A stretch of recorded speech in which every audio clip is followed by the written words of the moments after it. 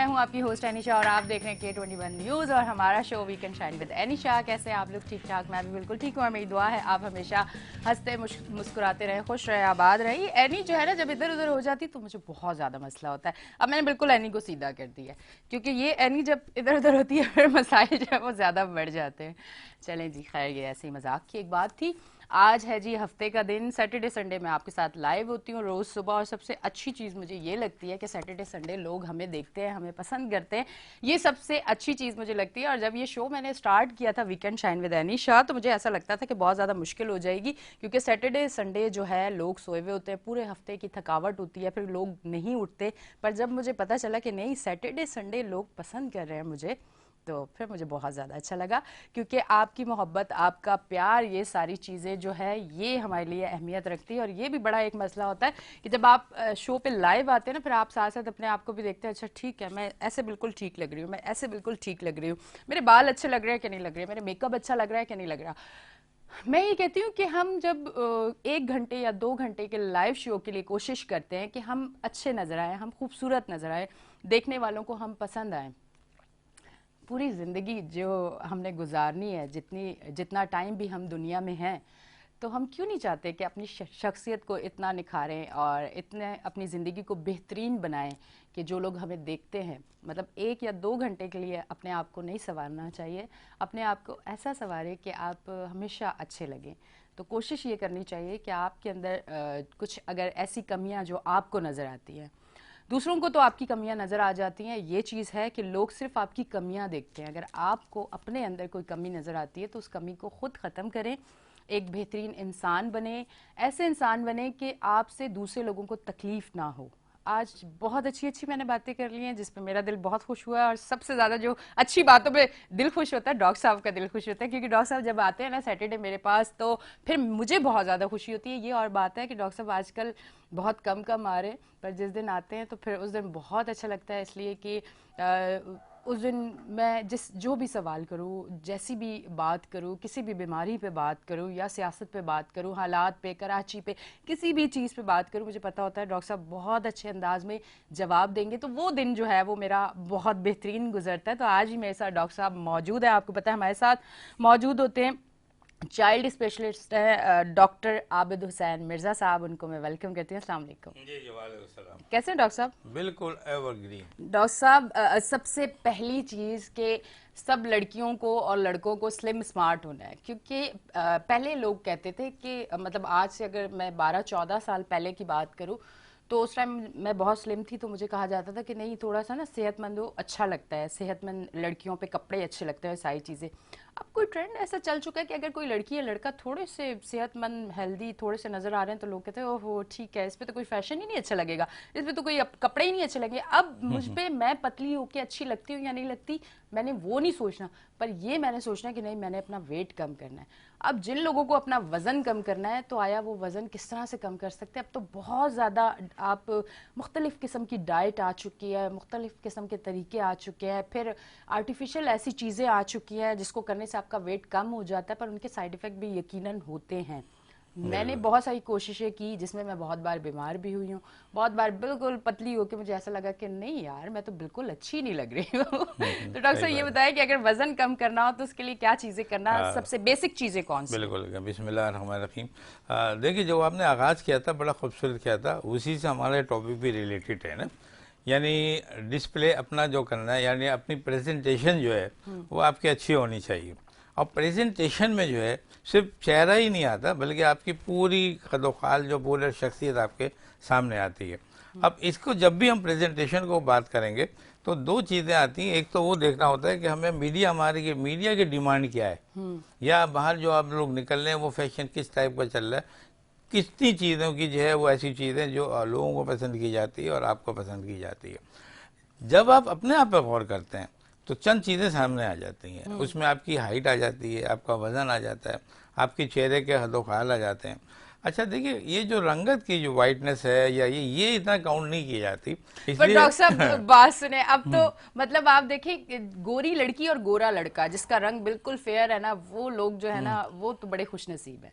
अच्छा। जो सांवले लोग हैं, पता नहीं लोग उनको पसंद नहीं करते। खैर मुझे तो अपना रंग बहुत पसंद है, मेरा गंदुमी रंग है, मुझे ऐसा लगता है कि ये रंग बहुत ज्यादा पसंद है मुझे, ये अच्छा है। अगर मैं सांवली भी होती और मैं बहुत काली भी होती तो मैं फिर भी इतनी खुश होती, क्योंकि अल्लाह ने जो इंसान को चीजें दी हैं मुझे लगता है कि उनके साथ खुश रहना चाहिए। बिल्कुल क्यों डॉक्टर साहब? बिल्कुल ऐसा ही है। लेकिन देखिए जो हमारा जो कैमरा है ना, वो सबको अच्छा करके दिखाता है। हाँ, या तो आप निजी लाइफ में कैसी हैं ये देखा जाता है। हमने बहुत से एक्टर्स के हवाले से बात कर लें कि बहुत से ऐसे एक्टर देखे जो हमने बजाय सोचे यार ये तो बहुत ही खूबसूरत है, बहुत फेयर कलर है, लेकिन एक्चुअल देखा तो मालूम हुआ बिल्कुल अपोजिट हो गया। हाँ। जैसे पाकिस्तान इंडस्ट्री के बड़े मशहूर अदाकार थे वहीद मराद साहब, जी जी। समझे ना, तो जब उनको एक्चुअली देखा तो बड़ी हैरानी हुई कि वो इतने सांवले कलर थे कि हम कहते कि यार ये वहीद मराद कैसे है? चॉकलेटी हीरो हाँ, और जब वो आते थे तो वो हो जाती थी।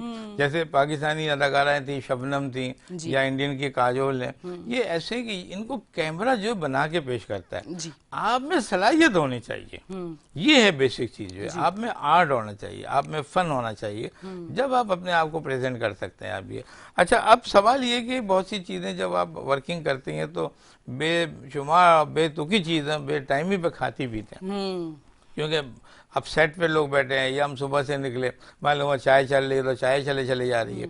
अब चाय में तो कुछ शुगर होता है, वजन तो बढ़ेगा आपका, समझना। तो उस वक्त क्या होता है कि हम जो वो सिस्टम जो एक्सरसाइज का है, जो रिकमेंड किया गया है कि आप मॉर्निंग सेक्शन में या इवनिंग सेक्शन में ये आप करें, वो हम लोग नहीं करते।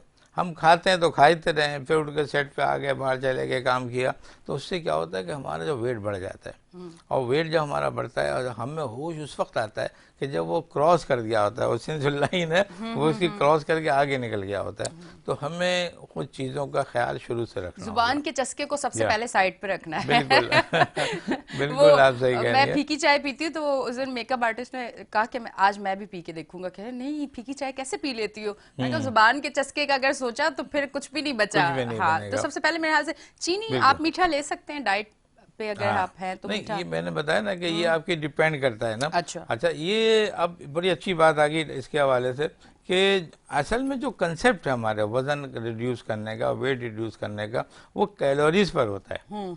आपको जो टोटल कैलोरीज हैं वो हम लोग 3000 कैलोरीज हमें पर डे चाहिए होती हैं। ठीक है। हर किसी एक बिन को, एक नॉर्मल को जो 70 kg का आदमी होगा या 70 kg जो उसका बॉडी वेट होगा, तो उसको हमें 3000 कैलोरी चाहिए होती हैं डेली। अब आपने देखा कि आपका वजन जो है वो 70 के बजाय 80 है, तो आपको 10 kg कम करेंगे ना आप। हाँ। तो कम करने का तरीका क्या होगा कि आपने ऐसी ग़िज़ा लेनी जो एनर्जी कम करे, ठीक है ना। यानी अब जो एक रूल आ गया है बीच में, एक तो सीधा सीधा वेटिंग, आपका वजन कम करें, कम खाएं, कम खाएं, कम खाएं, हैं, एक्सरसाइज एक्सरसाइज एक्सरसाइज, तो कम होना शुरू हो जाएगा ना। ठीक। लेकिन इसको एक सिस्टम से लेते हैं, और इसको जो सिस्टम से लेते हैं इसको हम कहते हैं इंटरमीडिएट फास्टिंग ओह जबरदस्त सिस्टम, जो है इंटरमीडिएट फास्टिंग सिस्टम। अब इसका जाहिर है फास्टिंग का मतलब भूखा रहना, भूखा रहना, और इंटरमीडियम का मतलब होता है कि वक्फे वक्फे से। अब वो आपके अपने हिसाब से है। ये सिस्टम जो है, इसका जो चार्म है वो ये है कि आपको अपने हिसाब से जो डेवलप करना है अपने आप को। मिसाल के तौर पर आप ये सोचती हैं कि मेरा वजन मुझे 5-6 kg कम करना है, यानी 14-15 आपका पाउंड जो है वो आपको कम करना है 4 हफ्ते में, 6 हफ्ते में, 8 हफ्ते में।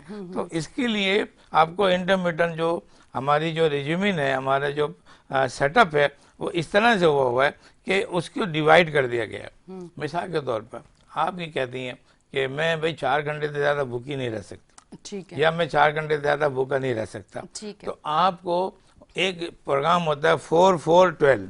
अच्छा, यानी 4-4 घंटे से 4 घंटे सुबह नाश्ता किया, 4 घंटे बाद लंच करेंगे आप, लंच करें, फिर 4 घंटे के बाद आप रात को खाना खाएंगे, और 12 घंटे तक कुछ नहीं लेंगे, कुछ नहीं लेना, फिर सुबह नाश्ता करेंगे। ठीक है। तो ये हो गया। अगर आपने ऐसे कम से कम 4 से 6 हफ्ते किया तो 4 से 6 किलो वजन कम होगा। क्या बात है। अच्छा, जो लोग इस्लाम को फॉलो करते हैं, मैं ये ज़रूर कहना चाहूँगी कि देखें, आप वैसे भी अगर आप इस्लाम को फॉलो करते हैं तो आप देखें मगरिब के बाद आप खाना खा लें और आप जो डाइट बता रहे हैं सेम वैसे ही है। बिल्कुल। और आप इस तरह से मगरिब में खाना खा लें, उसके बाद आप खाना ना खाएं। हम लोग जो रात को लेट खाना खाते हैं, रात को 11 बजे 12 बजे, वो ही हमें मोटा करता है। और फिर हम सारा दिन बहुत कुछ नहीं खाते, पर रात को हमारे पास टाइम होता है, हम रात को बहुत ज्यादा खाते हैं। जबकि रात को कहते हैं कि इतना ज्यादा नहीं खाना चाहिए। डॉक्टर साहब कहेंगे सारी बातें आज यानी कर लेगी तो मैं क्या बातें करूंगा। बिल्कुल बिल्कुल ऐसे ही डॉक्टर है। साहब मैंने भी इस पे बड़ी रिसर्च की है वजन कम करने के लिए। वो क्या कहते हैं, पापड़ बेलना। मैंने इतने पापड़ बेले हैं कि आपकी सोच है। सबसे मजेदार चीज मुझे लगती है वो क्या, पाए। अच्छा। हाँ, अब वो आपको पता है कुछ फैमिलीज में इन चीजों को बड़ा खाया जाता है, पर जब बनते थे और मैं डाइट में होती थी, मैं सैलेड खा रही होती थी, घर वाले पाए खा रहे थे, तो मैं कहती यानी सब्र कर, सब्र, वजन कम करना है। अच्छा, जिन लड़कियों की शादी हो रही होती है तो फिर उनका तो डॉक्टर साहब ये होता है ना कि आपने 1 महीने में 2 महीने में अपना वजन कम करना है, आपने लहंगे में प्यारा लगना है। वो एक दिन ही इतना स्पेशल होता है, उसके लिए तो आपको सब कुछ करना पड़ता है। ठीक है डॉक्टर साहब, ये तो हो गया कि आपने 12 घंटे जो है वो भूखा रहना, 4 घंटे का 4 घंटे आपने खाना है। अब वो जो खाना है डॉक्टर साहब, वो मुझे बताइएगा, उसमें आपने कैलोरीज काउंट करनी है। आपने कहा कि एक 70 kg का लड़की या लड़का दोनों में से जो भी है उसको 3000 कैलोरीज चाहिए। ठीक है, अगर वो 3000 कैलोरीज लेता है तो उसका वेट कम होता है कि नहीं होता? नहीं होगा, वो वहीं रहेगा। हाँ वो वहीं रहेगा। अगर वो 2000 कैलोरीज लेता है तो उसका वेट कम होगा? बहुत ज्यादा कम होगा। अब आप और कम करना चाहती हैं तो इंटरमिटेंट फास्टिंग की जो रूल है वो ये है कि आपको नॉट मोर देन 500 कैलोरी से ऊपर नहीं लेना। अच्छा, ये लिमिटेड करना है आपको, तो ये इस पे अचीवमेंट होगा आपका। अच्छा, एक चीज और भी आ रही है, सॉरी, आपने भूखे नहीं, आप फास्टे नहीं, कि यहाँ फास्टिंग का कंसेप्ट जरा अलग है। वो ये कि आप इसमें कुछ मशरूबा ले सकती हैं। अच्छा, यानी पानी पी सकती हैं आप। यानी ये कोई रोजा नहीं था, आपने सुबह नाश्ता किया, अब आपने 4 घंटे बाद कुछ नहीं खाया, तो आपने पानी पी सकती हैं, पानी पी सकते हैं। आप केला खा सकती हैं, अच्छा, आप लेमन ले सकती हैं, आप ये सब चीजें ले सकते हैं। इससे वजन नहीं बढ़ा, कैलोरी नहीं मिलेगी। अच्छा, ये कैलोरी लेस है ये। अच्छा, ठीक है। हमें सिलेक्शन करना है कि कैलोरी किस किस में, कैलोरी किस किस में कम है, आप वो ले सकते हैं। अच्छा, एक साहब है, उनका मोटापा ज्यादा है, वो कहते हैं हमें ज्यादा वजन कम करना है, तो उसने कर दिया कि 8 कर लिया, 8 4 8 4 12 ये कर लिया, टाइमिंग बढ़ा दी। टाइमिंग बढ़ा दी, ओके। 8 घंटे कर दिया। अब उसमें मैंने कहा ना, आप जूसी ले सकते हैं, खाना नहीं खाए, जूसी ले सकते हैं आप। फिर उसके बाद आपने 4 घंटे के बाद थोड़ा खाया, फिर वक्फा कर दिया। अब रात का जो वक्फा है ना खाने वाला, उसमें पानी वानी पी सकते हैं आप, हैं, पानी ले लें, लेमन ले लें, जूस ले लें, ऑरेंज जूस ले लें आप। तो इस टाइप की चीज़ लेंगे, फिर आप कैलकुलेशन करना शुरू करेंगे, तो आप देखिएगा कि 4 से 6 हफ्ते 8 हफ्ते में आपका 4 to 6 kg कम हो जाएगा। अच्छा, बिल्कुल हो जाएगा, 100%। अच्छा डॉक्टर साहब, कुछ लोगों के इंचेस में कम भी होते हैं वेट, मतलब कुछ लोगों के वैसे वेट नहीं कम, इंचेस कम होते हैं, कुछ लोगों का ऐसा भी है? क्योंकि मेरा ये बड़ा प्रॉब्लम है कि मेरे इंचेस कम होते हैं, तो मैं अच्छा अभी तो कितना ही वेट है, फिर पता चलता है अच्छा ठीक है इंचेस कम हुआ है। ये अकॉर्डिंग टू बॉडी हाइट के हो जाता है कि अगर आपकी हाइट कितनी है उसके हिसाब से हम लोग वेट रिड्यूस करते हैं। अच्छा। एक जो 5.5 का है तो लाजिम बात है, जब वो वजन कम करेगा तो उसका ज्यादा महसूस होगा, लेकिन जब हाइट जिसकी ज्यादा 6 के करीब है या 5.8 जिसकी हाइट है, अगर वो उसका वजन कम होता है, ये कैलोरी, तो लगेगा ऐसे कि इसका वजन ज्यादा नहीं हुआ, इसका जो है ना इतने के इतना ही मौजूद है पहले का। तो हमें ये देखना पड़ता है कि आपकी हाइट कैसी है, उसके हिसाब से आपको देखना है। अच्छा, अब इसके अंदर आप ऐड कर लें, एक्सरसाइज को भी ऐड कर लें। समझे, रात का खाना आपने फास्टिंग के साथ तो चला है, खाया था, लेकिन आप वॉक भी करें रात में, आधा घंटे से ले आपको 40 मिनट आप वॉक करते हैं, तो उससे वजन और जो है कैलकुलेशन करेंगे तो और बेहतर हो जाता है आप। तो ये सब चीजें जो है इंटरमीडिएट फास्टिंग में आती हैं, और मैं समझता हूँ बड़ा सक्सेसफुल है ये मेथड जो है, इसको अप्लाई करना चाहिए।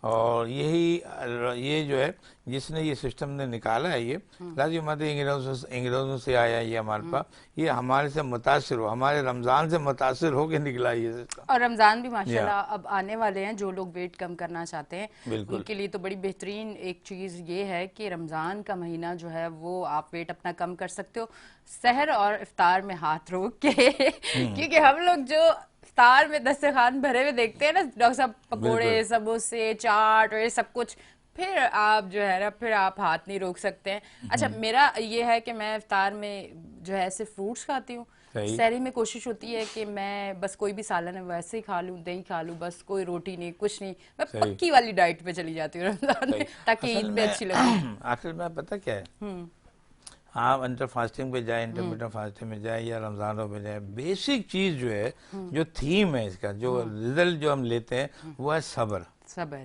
सब्र तामुल, ख्वाहिशात को कंट्रोल करना, सब्र तामुल से पेश आना। डॉक्टर साहब डाइट का या नाम ही यही है। हाँ, बिल्कुल आप सही कह रही हैं। हाँ। जब आप एक सब्र करेंगे, और सब्र का मतलब, रोजे का मतलब होता है ढाल, आप अपने आप को बचाना ढाल से, यानी गुनाहों से बचाना, अपने आप को ग़िज़ा से बचाना आपको। जब आप अपने को आप सेव करेंगे तो आपकी बॉडी पूरी की पूरी जो है समझ की ऐसी पॉलिश हो जाएगी। जैसे आप नमाज पढ़ते हैं, देखिए नमाज के बाद दूसरा रुकन जो है रोजा है हमारा, रोजा है। पहला नहीं है, रोजा दूसरा है ये। पहले आप नमाज पढ़ेंगे, फिर आप रोजे पे आएंगे, आप आगे ना, फिर देखिए आपकी बॉडी कितनी स्लिम हो जाएगी आपकी। क्यों? नमाज आपने 5 वक्त पढ़नी है, दोपहर को भी पढ़नी है और रोजे से भी है। आपके एक्सरसाइज भी हो रही है, सुबह भी एक्सरसाइज हो रही है आगे, फिर आप दुआएं ऐसी पढ़ लें। तो मकसद जब का सब चीज़ों का ये है कि आप मुत्तकी परहेजगार बन जाएं। क्या अल्लाह का कंसेप्ट यही है, हमारे तो मज़हब का कंसेप्ट यही है कि इन सब चीज़ों का मतलब ये है कि हम साफ़ सुथरे माहौल में अपनी ज़िंदगी गुजारें, और इस माशरे में जिसमें हम रहते हैं उसमें ये बताएं कि देखिए ये मुत्तकी होना बेहतर है। ये इससे जो है ना आपको लोगों को, आप अपने लोगों को महफूज रखना है, आपको अपने आप को महफूज रखना है। ये नहीं हुआ कि आज आपने वही देखा, आप गुजर रही हैं, आपने देखा कि ओहो ये तो जूस बड़े ज़बरदस्त हो रहे हैं, चलो आज जूस पी लेते हैं। या आपने देखा कि चलो 2 बज गए यार, क्या हुआ, कोई देख भी नहीं रहा, कुछ नहीं है, चलो हम थोड़ी सी चीज़ खा लेते हैं। इसमें देखिए कितनी चीज़ों की तरबियत हो रही है। आपको ये जहन में आ रहा है कि मैंने ये किया, एक तो मुझे सब्र करना है, दूसरे मुझे ख्वाहिशात के पे नहीं जाना है, तीसरा मुझे अल्लाह देख रहा है। अल्लाह देख रहा है, बिल्कुल ऐसे ही है, समझे ना। तो यही कंसेप्ट जो है, सिर्फ इंटरमीडिएट फास्टिंग में ये कंसेप्ट नहीं होता, बाकी सब चीजें होती है, उसमें आप इबादत करें ना करें, है वो तो कंसेप्ट ही है, भी खाए नहीं खाए, समझे, आप नमाजें पढ़े नहीं पढ़े, वो तो काम ऐसे ही हो रहा है। तो इसकी वजह से उसमें और हमारे रोजे रखने में बड़ा फर्क है। उसमें आप बीच में आप मशरूबात ले रही हैं, जूसी पी नहीं, इसमें रोजे में कुछ भी नहीं खाना। हाँ बिल्कुल, ये तो आपको ना पीना है ना खाना है। बिल्कुल। बाद लोग कहते हैं हम सिगरेट तो पी लें, तो भाई वो भी नहीं करना।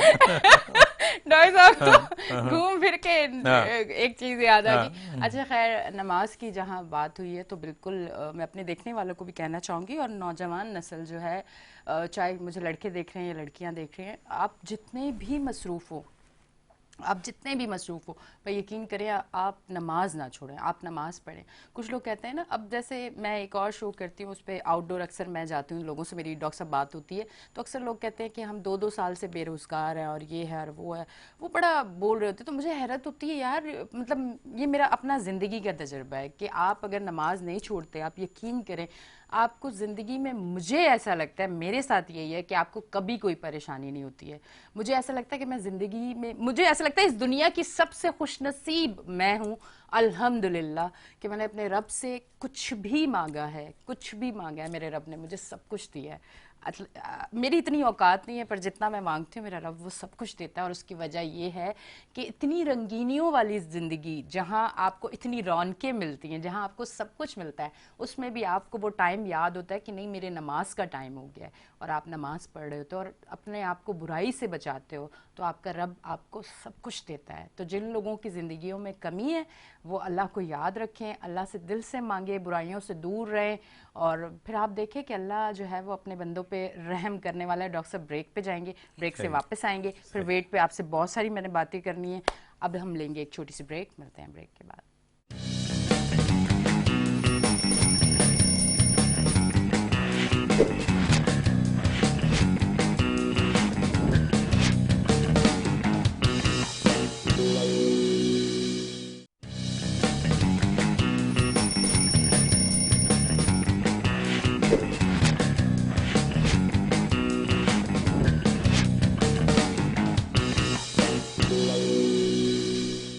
वेलकम बैक जी नाजरीन, हम ब्रेक से वापस आ चुके हैं और आप देख रहे हैं हमारा show weekend shine with Anisha. Doctor साहब आपकी तरफ आती हूँ।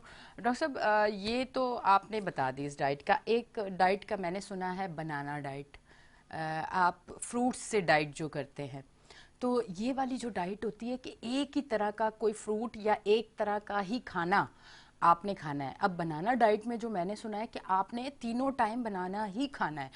तो जब आप एक चीज़ को खाते रहेंगे तो क्या आपका वेट जो है वो रुक नहीं जाएगा? इस तरह से नहीं होगा, क्योंकि हमें जब डाइट सही। करते हैं तो अक्सर कहा हाँ जाता है खाना थोड़ा सा हाँ, तो अलग मैंने अलग आपसे करके खाएं। बताया था कि जैसे इस डाइट में जैसे बनाना या लेमन हो गए ना, और कुछ जूसेस हो गए, ब्लैक टी हो गया, ग्रीन टी हो गया, ये सब चीज़ें एनर्जी नहीं होती इसमें। और अगर आप कैलकुलेट करेंगे सब चीज़ों के बावजूद तो 500 भी पूरे दिन में नहीं नहीं बनेंगे बनते, आपके। ठीक है। बनाना भी उसी में से एक है। हाँ, बनाना डाइट जब आप खा रहे हैं तो ये तो आपके अपना सिलेक्शन है, लेकिन मकसद ये है ना मकसद जो है सॉरी, तो मकसद जो है एनर्जी का है कि आपको एनर्जी कितनी मिले। बनाने में बिल्कुल एनर्जी इतनी नहीं होती, सब मेरा 50 से 60 कैलोरीज उसमें मिल जाती हैं, तो वो तो ना होने के बराबर है। तो आप बनाना ले सकती हैं, या आप उसकी जगह हटा के आप लेमन वो कर लें, आप लेमन डाइट कर लें, वो पी चले जाएं आप, या आप उसको छोड़ दें। आप ये कहेंगे आज मैं ग्रीन टी की बस है, पूरे दिन ग्रीन टी पीऊँगी मैं, समझे ना। तो मतलब वो अपनी चॉइस पर है। ये एनर्जी लेस है, ये इनमें कैलोरीज नहीं है, ये है कंसेप्ट आपका। अच्छा डॉक्टर साहब, एक मसला जब आपका वेट कम होता है, सबसे बड़ा मसला जो मुझे भी फेस करना पड़ा था भी और अब भी पड़ रहा है, कि जब आपका वेट कम होता है, क्योंकि माशाल्लाह मुंह अच्छा खासा मोटा, और जब वो एकदम से यूं होता है तो फिर आपकी स्किन बड़ी लूज हो जाती है। फिर एक बड़ा एक मसला ये उठता है कि आपकी स्किन बड़ी लूज हो जाती है, आप उम्र से बड़े नज़र आना शुरू हो जाते हो। मतलब मेरी जितनी फ्रेंड्स हैं उन लोगों ने जब डाइट की तो वो अपनी एज से आगे की 10 साल और बड़ी लगना शुरू हो गए, क्योंकि जब आपका वेट कम हुआ, आपकी स्किन लूज हुई, तो आप उम्र से बड़े लगना शुरू हो गए। तो अब इन चीज़ों को, स्किन की वो क्या कहते हैं, एक निखार, एक खूबसूरती, वो सारी चीज़ें आपकी ख़त्म हो जाती है जब आप वेट कम करते हो। तो डॉक्टर साहब उसके लिए क्या करना चाहिए? मैंने अभी थोड़ी देर पहले ही बताया था, अभी इसी प्रोग्राम में, कि देखिए कम करने का मतलब ये नहीं है कि आप अपना आपके जिस्म का पानी कम हो जाए, आपके इलेक्ट्रोलाइट्स कम हो जाए। हमें दो चीज़ें रखनी है।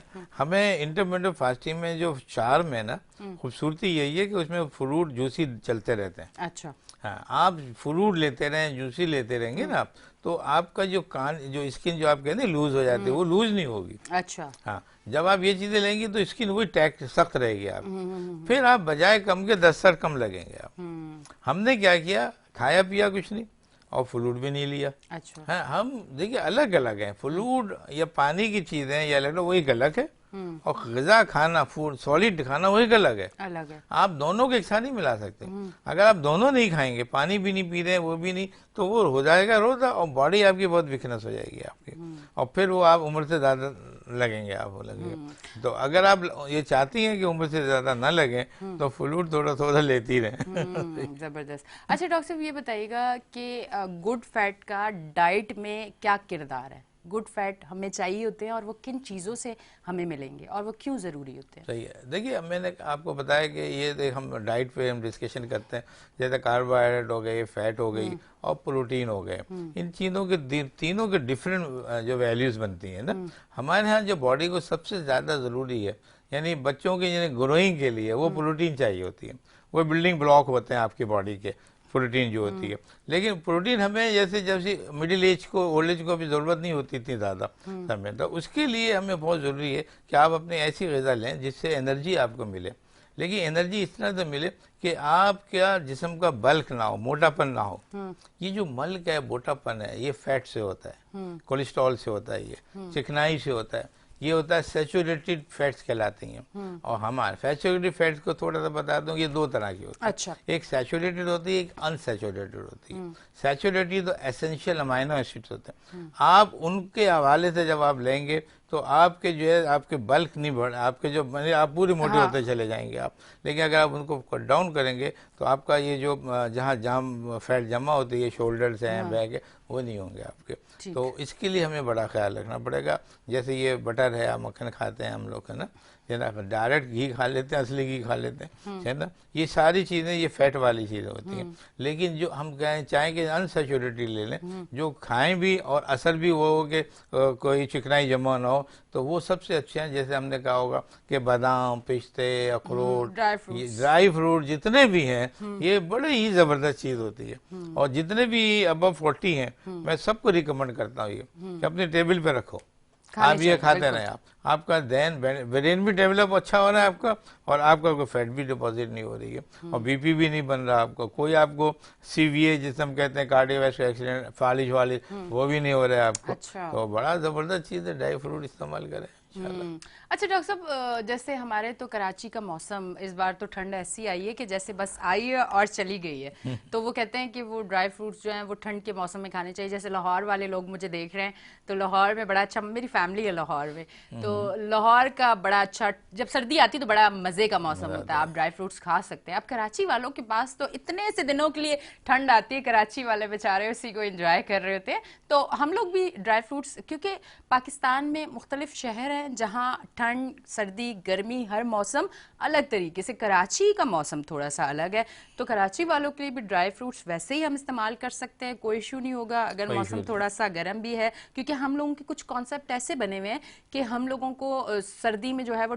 ऐसा खाना नहीं खाना जिसमें ठंड की तासीर जिन खानों में, सब्जियों में या जिन चीज़ों में आए, या फिर गर्मी में हमें वो फूड नहीं खाना जिसमें गर्म तासीर है। ये हमारे बुजुर्गों ने हमारे जहन में डाल दी। बुजुर्ग नाराज ना हो जाए मुझसे, थोड़ा सा अब माहौल चेंज हो गया, अब हम नए दौर में, तो हमें हर चीज जो है ना बहुत ज्यादा लग जाती है। तो इसलिए मैं पूछ रही हूँ कि हम खा सकते, कोई इतना इशू देखिए नहीं बात वही आ जाती है कि बात आपकी रिक्वायरमेंट क्या है, आपकी बॉडी को किस चीज़ों की ज़रूरत है। हाँ। अगर एक बच्चा है तो बच्चे को तो खाली ड्राई फ्रूट की ज़रूरत नहीं, मौसम कोई सा भी, उसको सब चीज़ें खानी है, तब उसकी ग्रोथ होगी ना। अच्छा, ओल्ड एज के लोग हैं, उनको जो है अनसैचुरेटेड फैट ज़्यादा खानी है, अच्छा। ताकि जैसे ड्राई फ्रूट्स हो गए वो उनको लेने उम्र के हिसाब से, अगर ओल्ड एज में ये सब खाने। ये जो फ्रूट जिनकी बात कर रहे हैं, देखिए हर चीज़ अपने मौसम के हिसाब से यानी पैदा होती है मुल्क में, पैदावारी सलाहियत जो होती है उनकी कल्टीवेशन वो अपने हिसाब से होती है। तो ये जो ड्राई फ्रूट हैं ये सर्दी के होते हैं ज़्यादातर, हमारे जो नॉर्थर्न एरियाज हैं हमारे सब में, वहाँ पे इनकी कास्ट होती है ज़्यादा। तो ये समझने लग गए लोग कि अब ये सर्दियों में ही खाई जाती हैं, ऐसा नहीं है। वो जो सर्दियों के मौसम में होता है वो पूरा साल चलता है। आप जाएं, आप शहर में जाएं, पूरी दुकानें भरी हुई हैं ड्राई फ्रूट से, हर जगह मिलते हैं। आप डॉक्टर जहाँ साहब जाएं वैसे यहाँ भी एक मिल बात जाते है, हैं ना। ये तो मैंने लोगों के लिए आप मतलब जो हमें देख रहे हैं स्क्रीन पे, ये उनके लिए पूछा, पर यकीन करें एक लंबे अरसे से कि मेरी रूटीन में है कि मैं ड्राई फ्रूट्स रोज खाती हूँ। मेरी बहुत रूटीन में है कि वो वाइट वाला मक्खन नहीं होता, वो गांव से हमारा आता है, मैं वो रोज खाती हूँ। मैं खाना जो है वो देसी घी में, लोग हैरत करेंगे वो इतना हैवी फूड ये मतलब किस तरह से खा लेती है। तो मेरे खाने में मैं खाती ही देसी घी हूँ, मुझे दूसरा ऑयल जो है वो अच्छा बिल्कुल भी नहीं लगता। तो मुझे ये चीजें बचपन से ही मैं कर रही हूँ, अल्हम्दुलिल्लाह मुझे कभी कोई प्रॉब्लम नहीं हुआ किसी भी चीज से। तो मेरा हाल से रूटीन में ड्राई फ्रूट्स तो होने चाहिए, बच्चों को भी आप दें। डॉक्टर साहब बच्चों को भी दे सकते हैं, बच्चों को भी दे सकते हैं, बिल्कुल बच्चों को भी दे सकते हैं आप। लेकिन बच्चों को ये चीज़ें टेस्ट वाइज उनको पसंद नहीं आती है ना, तो इसलिए ये बड़ों को लेते हैं। छोटे बच्चे जो होते हैं वो हर चीज़ ही खा रहे होते हैं, वो क्या चीज़ है जो नहीं खाते, वो हर चीज़ खाते हैं। तो उनके लिए प्रोटीन है, फैट्स है, कार्बोहाइड्रेट है। ज़्यादातर बच्चे मशरूबात ज़्यादा लेते हैं तो उनको कार्बोहाइड्रेट ज़्यादा लेना मिलता है, जब वो मिलता है उससे भी उनकी ग्रोथ हो जाती है, उनकी फैट हो जाते हैं। तो उनको इतनी चीज़ों की ज़रूरत नहीं है, हमें वहाँ ज़रूरत होती है जहाँ कुछ चीज़ों की कमी होने लग जाती है। ओल्ड एज में या अबव 40 या अबव 50 इन चीज़ों की कमी होती है, फैट कम होने लग जाता है, प्रोटीन कम होना शुरू, देखा ना, सिस्टम जो लीन होने लगता है, कमज़ोर होने लगता है सीधा। तो उसको लिए हमें कॉम्पनसेशन बड़ी ज़रूरी होती है। बात वही आ जाती है कि एनर्जी की, आपको ऐसी एनर्जी की चीज़ें ज़रूरत होती हैं जो आपकी बॉडी को बल्क नहीं करें, आपके शरियानों को ऐसा नहीं करें कि ब्लड प्रेशर बढ़ा दें, कंस्ट्रक्शन ना कर दें, वैलो कंस्ट्रक्शन नहीं कर दें। तो इसलिए हमें ज़रूरी है कि हमें हर चीज़ अपनी डाइट रखें। देखिए ओल्ड एज की ड्राई फ्रूट बहुत ज़रूरी है। हमें आजकल के हिसाब से जो रिसर्च आई है वो ये आई है कि आजकल जो सबसे ज़्यादा केयर करना पड़ता है हमें वो शुगर की बनी हुई चीज़ें। अच्छा। जितनी भी मीठी चीज़ें हैं वो हमें अबव 40 उनको हमें टेपर करना चाहिए, कम करना चाहिए, इसलिए कि शुगर के चांसेस हमारे मुल्क में नहीं, हर जगह मौजूद है। हर चौथा आदमी जो है वो शुगर का है हमारे मुल्क में भी और दुनिया के लेवल। तो हमें कोशिश ये करनी चाहिए कि मिठास कम लें, इसके साथ साथ चिकनाई वाली चीज़ें कम लें। ब्लड प्रेशर हमारे यहाँ हो जाता है, हर ज़्यादा आप देखें ओल्ड एज में ब्लड प्रेशर हो गया, शुगर हो गई, ये सब चीज़ें क्यों हो रही हैं? पर डॉक्टर साहब मेरी तो एक फ्रेंड है 24 इसकी एज है, आप यकीन करें उससे बीपी उसका 4 दिन से इतना हाई है कि मैं हैरत में हूँ कि इसका इतना हाई है, मतलब इस एज में। इसकी वजह थी कि वरना पहले कुछ बीमारियां हम तो उम्र के साथ आप सही कह सोचते थे रही ना हैं, नहीं कि वो बस भी है, ठीक है। हाँ नहीं सबसे बेहतर जो बड़ी है वो है life style, dietary life style है आपका। आपका लाइफ स्टाइल ये है कि आप हर चीज़ खा रहे हैं, आप पराठे भी खा रहे हैं, आप ऑयली चीज़ें भी ले रहे हैं, अंडे भी खा रहे हैं, मक्खन भी खा रहे हैं, और वॉक भी नहीं कर रहे आप। अच्छा, ये जो आप काम करते हैं ना, भाई सुबह से रात तक कहेंगे हम काम कर रहे हैं और हम बहुत थक जाते हैं तो ये हमारी एक्सरसाइज है, तो ऐसा नहीं है। एक्सरसाइज अलग चीज़ है। आपको सुबह उठे नाश्ते के बाद जब आप लेते हैं, अगर आप पराठा वराठा खा रहे हैं तो आप वॉक करके रात को जब खाने से पहले थोड़ा 40 मिनट कम से कम वॉक करें आप, फिर ये सब कंजप्शन हो जाएगा आपका। ठीक है डॉक्टर अदरवाइज साहब। नहीं है। हाँ डॉक्टर साहब, अभी मैं आपसे एक इस टॉपिक पे एक आखिरी सवाल करूंगी और उसके बाद थोड़ा सा हम जाएंगे मौसम की बीमारियों पे। पर आखिरी सवाल ये करूंगी क्योंकि ऐसा लगता है कि शायद ये जो मेरे साथ हो रहा है वो और लड़कियों के साथ भी हो सकता है। डॉक्टर साहब, मैं एक्सरसाइज जब करती हूँ तो मतलब सांस इतना फूलता है कि फिर मुझे 1 मिनट के लिए रुकना पड़ता है कि ठीक है थोड़ा सा मैं बेहतर फील करूँ, फिर उसके बाद मैं एक्सरसाइज फिर से स्टार्ट करती हूँ। तो मेरा ये होता है कि मैं एक्सरसाइज करते करते 1-1 मिनट के लिए अपने आप को रोकती हूँ। अच्छा, ये जो सांस फूलता है और कुछ लोग बुरा हाल उनका हुआ होता है, पसीने बह रहे होते हैं, सांस फूल रहा होता है, हार्ट बीट फास्ट होती है और वो एक्सरसाइज कर रहे होते हैं, उनको ऐसा लगता है कि नहीं अभी तो वेट कम होगा, यही तो टाइम है। डॉक्टर साहब, आप क्या समझते हैं कि दिल की धड़कन जब इतनी तेज हो जाए और उस टाइम भी आप उसी तरह एक्सरसाइज कर रहे हो, क्या ये आपकी सेहत के लिए ठीक है? बिल्कुल सही नहीं है। मैंने आपको बताया था कि एक्सरसाइज सिर्फ 40 मिनट्स आप करते हैं, उसमें वॉक होता है। आप वॉक करते हैं, मुख्तलिफ तरीके से वॉकिंग करते हैं आप, वो वही एक्सरसाइज है। लेकिन जैसे अब आप जिम्नास्टिक कर रहे हैं, आप जिम कर रही हैं, आप कर रही हैं, हमारे यहाँ का एक टेस्ट होता है ईटीटी कहते हैं हम लोग से, वो लाजमी करा लें। जिनकी सांस ज़्यादा फूल रही है वो ईटीटी करा लें। उसमें क्या होता है, या घर में भी कर लें आप एक्सरसाइज, आप सांस बहुत फूली, आप ब्लड प्रेशर चेक कर लें अपना, 3 स्पेल में ब्लड प्रेशर देख लें, स्टार्टिंग का देख लें, मिड में जब आपकी बहुत सांस फूली हुई 15-20 मिनट हो चुके हैं उस पर बीपी चेक कर लें, और एक आखिर में जब बिल्कुल पसीने पसीने हो गए आप बीपी चेक कर लें। अगर इसमें बीपी ज़्यादा होता चले आ रहा है, 5-10 डिग्री हर दफ़ा में हो रहा है, तो आपको प्रॉब्लम हो रही है, तो आप जाके ईटीटी कराएं अपना। और जो नॉर्मल लोग हैं भले सांस फूल ले लेकिन बीपी कोई हाई नहीं होगा उनका, वो अपने उसी तरह नॉर्मल रूटीन में रहेंगे, कार्डियो भी कुछ नहीं होगा, कोई पेन वेन नहीं होगा। तो मैंने कहा ये डिफ्रेंशिएशन नहीं है, ये आप करें कि आप करते वक्त है ईटीटी कैसे करते हैं या पसीना आ गया आपको, तो मैं समझता हूँ इतनी एक्सरसाइज नहीं करें आप ना, पहले आपने को टेस्ट करा लें और दूसरी ले भी लें कार्डिक सर्जन से, कार्डियोलॉजिस्ट से, फिर ये काम करें ऐसा। ठीक है, ये कहने का मकसद ये है कि एक्सरसाइज करते हुए अगर आपको ये सारी क्योंकि चीजें महसूस हो रही हैं तो एक्सरसाइज भी अटैक हो सकते हैं। बिल्कुल। डॉक्टर साहब, 1-2 बार मैं एक्सरसाइज, बड़ी टफ एक्सरसाइज, मैं आजकल बड़ी चीजें टफ कर रही हूँ बड़ी टफ एक्सरसाइज कर रही थी, उस टाइम मुझे फील हुआ मेरी हार्ट बीट बहुत ज्यादा फास्ट होगी, मैं वहीं रुकी, मैंने कहा नहीं अभी तो जिंदगी में बहुत सारी चीजें देखनी है, नहीं सब्र का दामन थाम के रखो। डॉक्टर साहब, थोड़ा सा आते हैं हम लोग मौसम की बीमारियों पे। अब जो मौसम चेंज हुआ है तो अब कौन कौन सी बीमारियां हैं इस मौसम की? ये जो सीजन, ये मौसम बहार कहलाता है ना, और ये हेल्थी सीजन कहलाता है। हेल्थी सीजन की बीमारी भी हेल्थी होती है, यानी बीमारियाँ भी हेल्थी होती हैं। अच्छा, उसमें सब वो चीज़ है कि जो लोगों के कांटेक्ट में आए, अब जैसे फर्ज कर लें ये बाहर का मौसम है, फूल खिल रहे हैं ना, तो आप बाहर से निकलेंगे हर तरफ खुशबू आएगी, फूल खिलेंगे, तो यहाँ पर मच्छर ज़्यादा हो जाएंगे, आपके पास जम्स ज़्यादा हो जाएंगे, बाहर के फूड आप ज़्यादा खाएंगे तो आपको टाइफाइड के चांसेस बढ़ जाएंगे, हेपेटाइटिस के चांसेस आपके बढ़ जाएंगे, मलेरिया के चांसेस बढ़ जाएंगे आपको। अच्छा, आप जा रहे हैं, आप बहुत सारे लोग आसपास खड़े हुए खांस रहे हैं तो इसमें टीबी के चांसेस बढ़ जाएंगे। इसी तरह जब आप पौधों के नज़दीक से गुजर रहे हैं, फूलों के नज़दीक, तो एलर्जिक के चांसेस बढ़ जाएंगे। तो यही 7-8 बीमारियाँ हैं जो मौसम के हिसाब से होती हैं, लेकिन बीमारियाँ जब हो जाती हैं तो फिर उनका इलाज हो जाता है हर चीज़। अगर मच्छर ने काटा है तो मच्छर का इलाज होगा, टाइफाइड ने काटा हुआ है, टाइफाइड हुआ है तो टाइफाइड का, हेपेटाइटिस हुआ है तो हेपेटाइटिस का, इसी तरह ट्यूबरकुलोसिस है तो उसका हो गया, इलाज हो गया। लेकिन बीमारियाँ ये 7-8 बीमारियाँ हैं। इसमें गैस्ट्रो की ज़्यादा खा लिया, मौसम अच्छा है आज खूब खा लिया, ये हम बात कर रहे थे, हमें कम खाना चाहिए, ले खा लिया तो गैस्ट्रो हो गया, गैस्ट्रोएंटेराइटिस हो गया, मोशन लग गया, डायरिया हो गया, वॉमिटिंग हो गई ना, तो ये बीमारियां हो गई आपकी ना। लेकिन ये जितनी भी ज़्यादातर ये बीमारियां जो है ये सेल लिमिटेड होती हैं, ज़्यादा खुद ही ख़त्म हो जाती हैं। ठीक है डॉक्टर साहब, अच्छा हुआ ये कि मैं आपसे जब वेट की बात करी थी तो एक चीज़ जहन में नहीं और अचानक आई कि जिन लोगों का थायराइड की वजह से वेट बढ़ता है उनके लिए क्या कहना चाहेंगे? एक तो मैंने सुना है, शायद मैं ठीक कह रही हूँ, कि मैंने सुना है कि थायराइड वालों को गुस्सा बहुत ज़्यादा आता है। सच है। असल में मेरी फैमिली में मेरी भाभी को थायराइड हुआ, तो वो जैसे ही पता चला तो भाई मेरा कॉल करके कहता है एनी अब मुझे बर्दाश्त ज्यादा करनी पड़ेगी। मेरे को क्यों गुस्सा बहुत आता है इसमें। ठीक है, अब ये बताएं कि उन लोगों के लिए वेट कम करना, क्योंकि हमारी इंडस्ट्री की भी कुछ ऐसी हैं एंकर्स वगैरह जिनको ये प्रॉब्लम थी, उनका वेट ज्यादा था, फिर उनको वेट कम करना उनके लिए बड़ा मुश्किल था। फिर जो सामने वाले लोग हैं जो आपको देखते हैं उनको ये नहीं होता कि यार मतलब इनका वेट किसी वजह से भी बढ़ सकता है, तो उनके लिए क्या कहना चाहिए? बहुत अच्छी बात कर रहे थे। हमने देखिए जितनी भी इंटरमीडिएट फास्टिंग और वेट रिडक्शन की बात की थी वो हमने नॉर्मल लोगों के लिए बात की थी। ठीक है डॉक्टर साहब, उनकी नॉर्मल फिजियो है, फिजियोलॉजी नॉर्मल है। लेकिन हमें जो इबनॉर्मल में लोग आ जाते हैं उनमें एक सबसे बड़ा ओबेसिटी, मोटापा है। मोटापा में दो बड़ी चीजें आ जाती हैं। एक आपकी थायराइड है, तो वो थायराइड में ये होता है कि ये कम होती है। थायराइड की दो किस्म की बीमारी होती है। अच्छा। एक हाइपरथायराइडिज्म होता है, एक हाइपोथायराइडिज्म।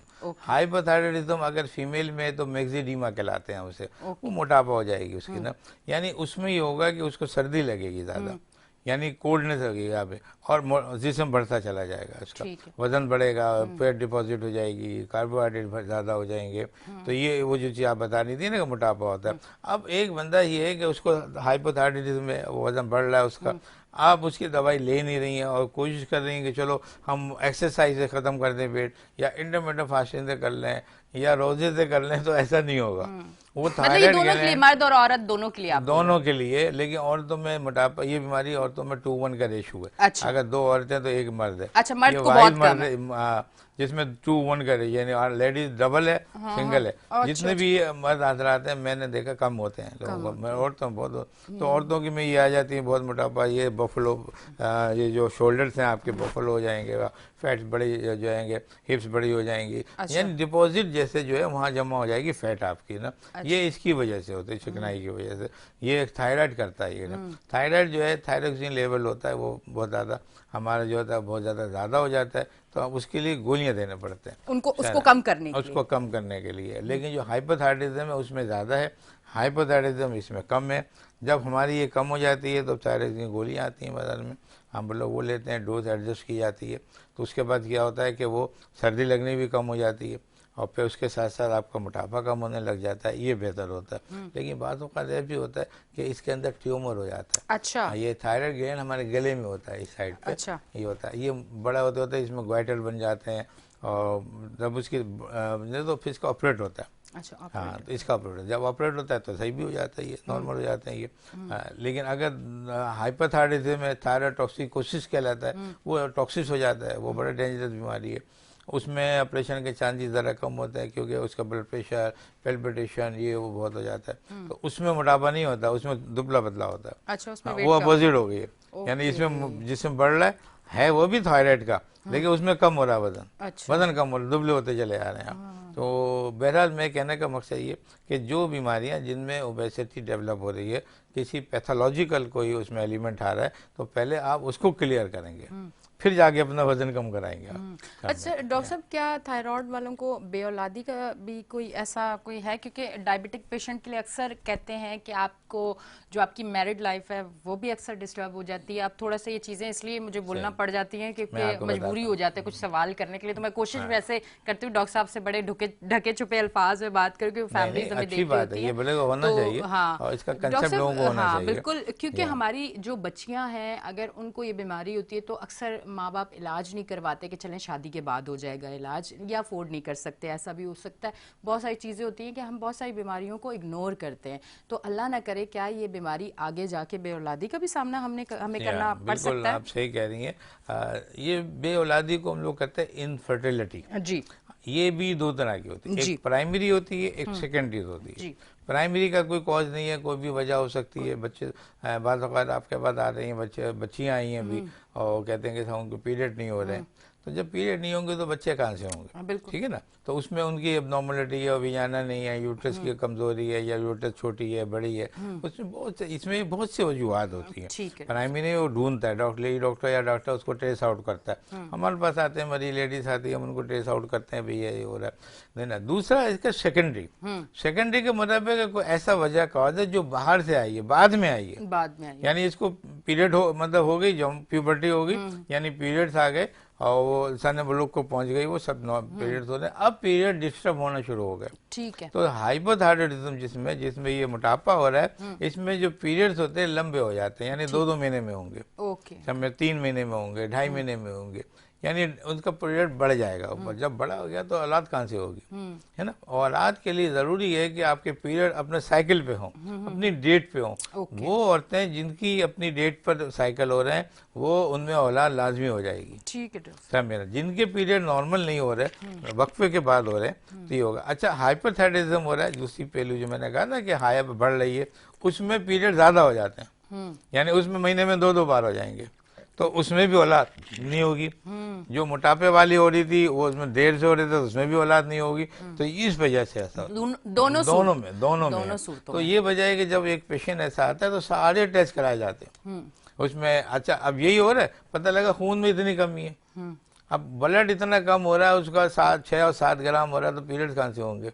जब पीरियड नहीं होंगे तो औलाद कहाँ से होगी, है ना। तो हमें बहुत सी चीज़ों पर गौर करना पड़ता है। हमें ये सीपी हमें करना है, अपने थायराइड के टेस्ट करने हैं, हार्मोनल चेंजेस हो रही हैं, हमने उनको भी देखना होता है। इसके साथ हमने शुगर है, शुगर में भी हो जाता है, हमें ना ऐसे बहुत सी चीज़ें होती हैं जो जिसमें सेकेंडरी इनफर्टिलिटी का शिकार होती हैं। अच्छा। लेकिन उसमें से एक बड़ा कॉज थायराइड भी है। अच्छा। जो थायराइड की लेडीज हैं, अगर उनके औलाद नहीं हो रही है तो वो अपने डॉक्टरों को दिखाएं कि थायराइड को सही करें, उसको सही होंगे तो वो औलाद हो जाएगी। ये कॉज जो होते हैं, इस किस्म के काज सब जो है सारे हल हो जाते हैं मसले। इसमें ये नहीं होगा कि इलाज नहीं हो सका, ये नहीं हुआ कि ये हो गया अब तो बच्चा औलाद ही नहीं हो सकती, ऐसा नहीं है। ये ट्रीट हो जाएगा, ये इसका ट्रीटमेंट हो जाता है इसका, बिल्कुल। ठीक है जी। अच्छा डॉक्टर साहब, थोड़ा सा आप कराची के या मुल्क के हालात पे आ जाए। आज हम पहले डाइट पे गए हैं, हमने कहा थोड़ा सा स्मार्ट पाकिस्तान दिखाते हैं हम।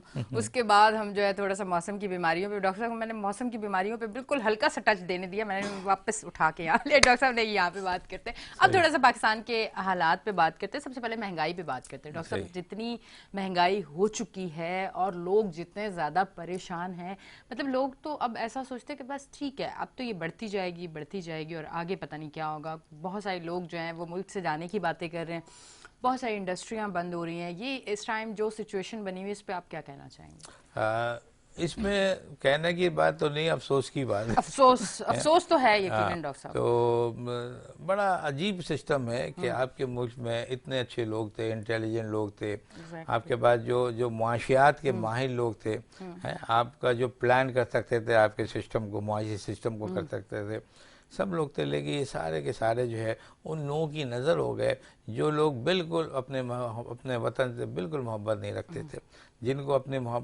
वतन से मोहब्बत नाम की चीज़ ही नहीं थी, जो इतने सेल्फिश लोग थे कि जिन्होंने सोचा कि कुछ भी हो, सबको पता है कि मुल्क कितने तबाही का शिकार है, इसके बावजूद हुकूमत हो या अपोजिशन हो दन दनाती फिरते नहीं, ये हो रहा है, ऐसा हो रहा है, हमने तो फिर भी अच्छा काम कर रहे हैं, बहुत अच्छा काम कर रहे हैं।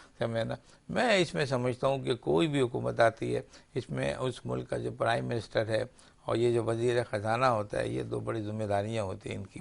और तीसरे नंबर पर आपका स्टेट बैंक होता है। ये सब मिल के काम करते हैं। जब आपके पास प्रोडक्शन नहीं है, पैसा ही नहीं है, डॉलर बढ़ा जा रहा है, अपने आपके रुपए की स्टेबिलिटी अनस्टेबल है, तो आपका महंगाई इतनी जाएगी कि आपके गले कटेंगे आपके, या आपने कुछ भी नहीं देगा। आगे जाके क्या तबाहियाँ आने वाली हैं आपके मुल्क के अंदर, समझे ना।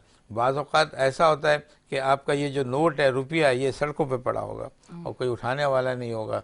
आप कहेंगे किधर दें, किसको दें, कितना पैसा उठाएंगे आप, आपके पास न खाने को है कुछ है। बहुत ज़्यादा अभी श्रीलंका का जो हाल हुआ था, उसी तरफ हम लोग बढ़ रहे हैं। मुझे समझ नहीं आता ये सब कुछ क्या हो रहा है। हालांकि चीफ जस्टिस हमारे नोटिस ज़रूर लेते हैं, लेकिन उनको सख्त नोटिस लेना पड़ेगा महंगाई के हवाले से। और जब तक, सबसे पहले मैं कहता हूँ आज की मैसेज मेरा ये है चीफ जस्टिस साहब को और हुकूमत को, जो हमारे फेवर में हमारे मुल्क को चलाने के लिए जो कोशिश है, उनके लिए सबसे पहले ये करें कि इंडस्ट्रीज़ को खोलें।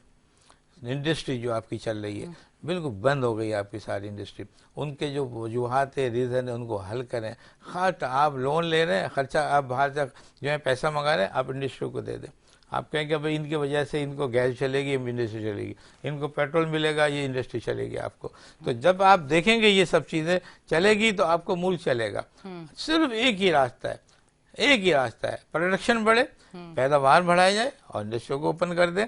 आप देखिए ये सारी चीज़ें अपनी जगह पाएंगी। अदरवाइज बहुत मुश्किल काम है अपने मुल्क को चलाना। ठीक है डॉक्टर साहब, बहुत बहुत शुक्रिया, आप तशरीफ़ लेके आए, thank you very much. Thank you. जी नाजरीन, आप देख रहे थे हमारा show weekend shine with Annie Shah, और कोशिश की पहले सेगमेंट में बहुत सारी बातें डॉक्टर साहब से की, हर टॉपिक पे कोशिश की बात करने की, पर लास्ट में थोड़ा सा दिल मेरा उदास हो गया कि जब पाकिस्तान की बात आती है और इस तरह के हालात जब सामने आते हैं तो हम अपने आसपास ऐसे लोगों को ज़रूर देखते हैं जो इस टाइम बहुत मुश्किल का शिकार है, तो फिर बड़ी तकलीफ़ होती है। और फिर सबसे ज़्यादा तकलीफ़ जो मुझे होती है कि जब मैं अपने किसी पड़ोसी मुल्क का कोई ऐसी चीज़ स्क्रीन पे देख लेती हूँ सोशल मीडिया पे, जहाँ वो पाकिस्तान के लिए इस तरह की बातें कर रहे होते हैं कि पाकिस्तान आज कहाँ खड़ा है, पाकिस्तान आज कहाँ खड़ा है, तो बहुत दुख होता है और बहुत अफसोस होता है। और इक़्तिदार में बैठे हुए लोगों पे मुझे हैरत होती है कि उनका ज़मीर कब जागेगा, उन्हें कब पता चलेगा कि हमारा मुल्क कहाँ जा रहा है। हम लोग हम पे हंस रहे हैं, और ये अवाम का क्या कसूर है? अगर गलत पॉलिसियाँ आपने बनाई, गलत चीज़ें आपने की, या कोई चोर चोरी करके चला गया, या कोई भी जो अब आजकल बातें होती हैं, वो सारी चीज़ों में अवाम का क्या कसूर था? पर आज जो है वो अवाम परेशान है। खुदारा जो लोग मुझे देख रहे हैं इस टाइम पे, मैं ये चीज़ ज़रूर कहना चाहूँगी, ये मासूम अवाम है, इनका ख्याल रखें। कुछ ऐसे लोग भी, मैं उन लोगों से मिलती हूँ जो लोग कहते हैं कि हमारे बच्चों ने खाना नहीं खाया। अक्सर अब मेरी टीम मुझे ये कहती है कि आप शो पे रो जाती हो, क्यों रोते हो आप? हालांकि स्ट्रांग हो आप, इतनी आप रोड शो भी करती हो, फिर आप रो क्यों जाती हो? मैं रोती इसलिए हूँ कि जब मैं किसी को तकलीफ में देखती हूँ तो मुझे ये होता है कि यार कोई इतना तकलीफ में कि उसके सामने उसका बच्चा भूखा है और वो कुछ कर नहीं सकता, किसी माँ बाप के लिए उसकी औलाद से बढ़कर कोई नहीं होता। तो ये तकलीफ जब मैं लोगों की देखती हूँ तो मुझे बहुत ज़्यादा अफसोस होता है। तो आज मेरी आवाज़ जहाँ जहाँ जा रही है, खुदारा पाकिस्तान के लिए कुछ करें, पाकिस्तान का सोचें, अपनी आवाम का इसमें सोचें। दोनों की आवाज़ है, बिल्कुल हमारी डॉक्टर और साहब, आपकी मेरी और मिलके। डॉक्टर साहब, हम दोनों की हाँ तरफ बहुत से, क्योंकि पाकिस्तान है तो हम हैं। लेते हैं हमें एक ब्रेक, मिलते हैं बहुत ब्रेक के बाद।